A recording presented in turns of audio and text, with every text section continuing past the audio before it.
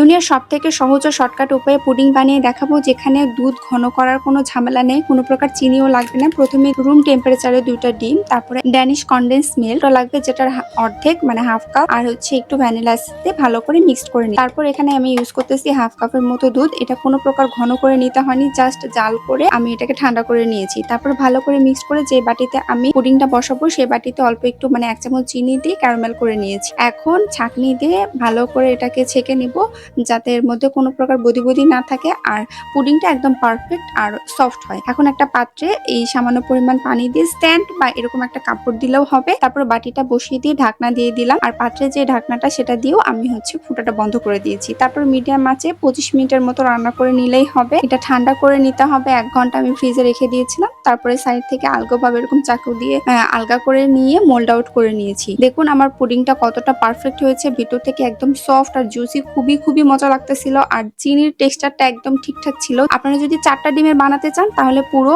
ড্যানিশের 400 গ্রামের কৌটাটাই লাগবে, আর 2টা ডিমের বানালে অর্ধেক দিলেই হবে। কুরবানি ঈদে আমরা গৃহিণীরা অনেক বেশি ব্যস্ত থাকবো। বাচ্চাদেরকে ডেজার্ট আইটেম এটা শর্টকাট উপায়ে বানিয়ে দিতে পারেন বা মেহমানদারিও করতে পারেন এই শর্টকাট উপায়ে পুডিংটা বানিয়ে।